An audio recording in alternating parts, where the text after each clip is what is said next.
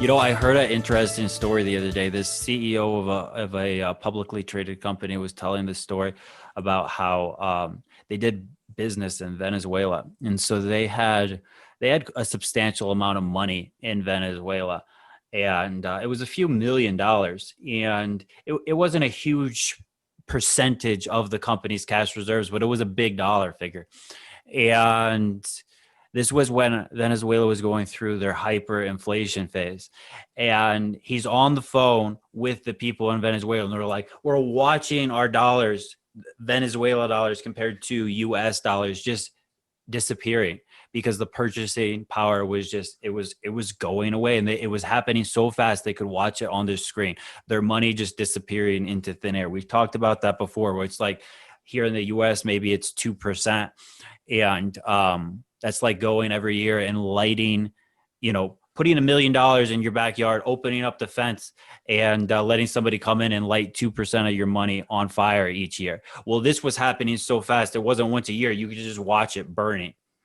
And so they're in like full out panic mode, trying to figure out how can we protect this. And this was before cryptocurrencies. This was so there wasn't really a way you could just transfer your money out of the country. It is a big deal to transfer money out of Venezuela. So they're trying to figure it out. And the CEO says to the CFO, buy a yacht, take the money, buy a yacht, and sail it out to the Caribbean, get it out of there, get our money out of there. They're like, no, you're crazy. We can't buy a yacht. That's a waste of money. But the point was the money was disappearing. And the CEO had a great idea in trying to protect, the corporation, dollars. But that is a crazy example of inflation. But that's what inflation is. I'm Daniel Agemy. And I'm Andrew Agemy, and you're listening to Financial Strategies with Andrew and Daniel Agemy. Welcome back.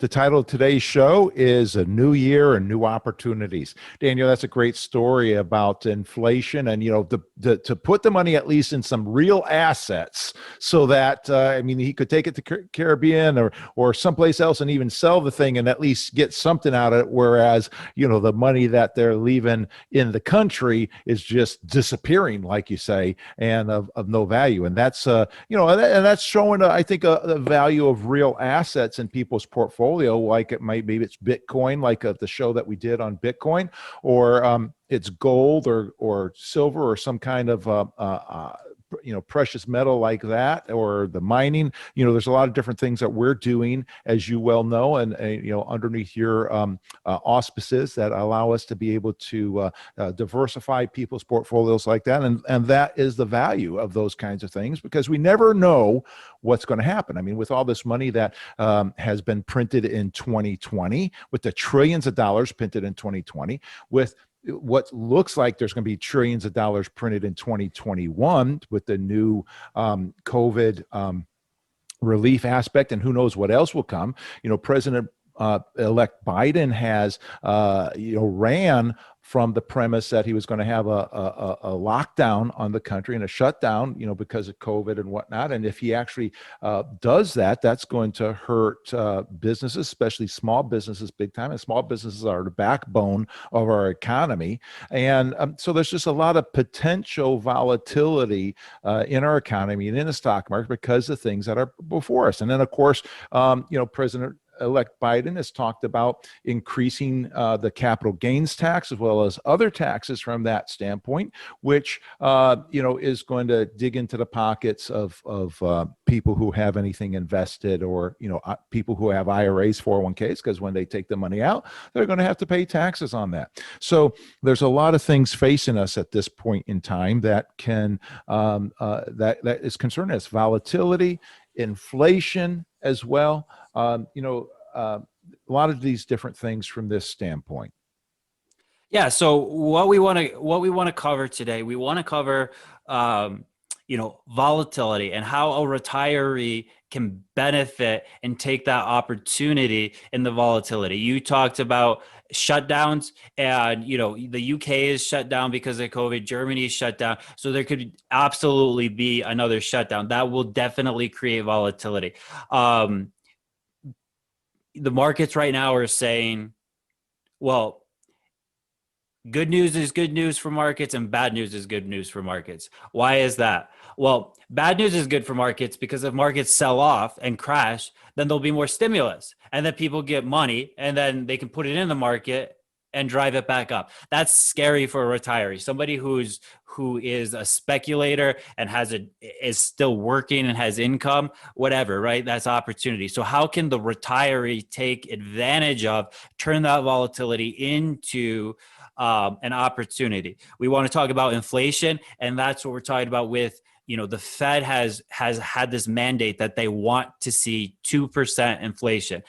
That's their goal, to get to 2% inflation. And if they overshoot that, then they're happy, because we haven't had inflation in the way that they measure it. We want to talk about longevity and how longevity for retirees, in this new world, how you can turn that into an opportunity. Some people are scared, retirees fear of running out of money. Well, Yeah. longevity is a good thing. Mm-hmm. It's a good thing if you're prepared properly for it, if your assets are set up properly so that you can have the income that you need to sustain that lifestyle. And then these other things, protect from inflation and things like that. Taxation is another thing that we want to address, as you mentioned, with the new administration, with Janet Yellen, being the former, Fed chair and things like that.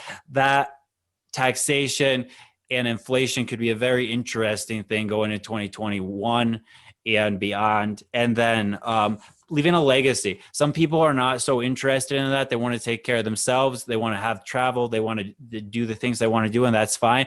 But for those of you who want to leave a lot of money to your favorite charities, your children, your grandchildren, pay for educations for your children or grandchildren, those kinds of things. Those are the kind of topics that we want to address here at the beginning of 2021. And if we don't get to them all today, we'll probably have to continue on. But we want to set you guys up properly with the education to protect yourselves against these kinds of things in 2021 and beyond.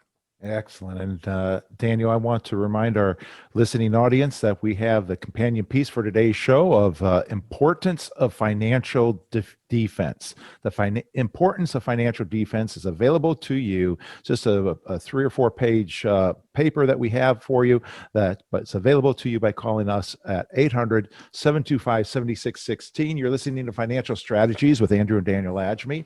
We're glad to be with you today, and talking about today's topic is new year, new opportunities. So even though there's various things that are facing people, and some people are fearful for the future, looking at things as problematic, some people are looking at things as opportunities. So we're looking at things as the glass being half full today, and looking at what opportunities there are for retirees in this environment. And as you were speaking, Daniel, the aspect between volatility brings opportunities for those, at least our clients, when it comes to retirees, that we take advantage of those, of that volatility. We did that back in March when we had volatility and we had a sell-off. The market dropped significantly. We were able to reposition and position clients in new ways that was able to put them further ahead today. And the key is being positioned and being in a plan that can do that. And with the new year and new opportunities comes the idea of being able to have, the right strategy. And, one of the things I think of is somebody that actually is our newest client that I spoke to yesterday, as a matter of fact, that was saying that he had always been in this way of that his plan was just working, putting money in the 401k plan, and it was great because the company was matching him and the stock market was going up over the long term, and everything was working well. But then he had this situation where he got fired prematurely, retired, so to speak. So his company retired him sooner than what he had thought, and he was kind of left holding the bag and not having a real plan for retirement, even though it was like we recommend people 5 to 10 years years before they think they're going to retire, that they start re-looking at and making sure changing strategies from a growth strategy to a distribution strategy, or from a in point of a aggressive strategy to a more conservative strategy as you get older. But he hadn't done that, and now he's at the point to where he needs to do that. He needs an income, and that's where he took some steps and some measures to be able to change that strategy right here at the beginning of the year. And so I'm happy for him, happy for those others that are looking at that same realm. And so we want to encourage you and our listening audience to be able to looking at the opportunities that are in front of you for 2021, and the opportunities to make sure that you have a well diversified portfolio that's not just hope based, but promise-based, as well as having some guarantees associated. You're listening to Financial Strategies with Andrew and Daniel Agemy, and I see that's coming up time for us to take another break. This is just going by so fast today. We have a white paper for you that's available that's called The Importance of Financial Defense, that if you call our office at 800-725-7616, we'll be glad to get that to you. Then also we have the book written by Jeffrey Small, Turning Financial Planning Right Side Up, to the next 5 callers at 800-725-7616. 800-725-7616, or next 5 callers for Turning Financial Planning Right Side Up, and we'll be right back after this.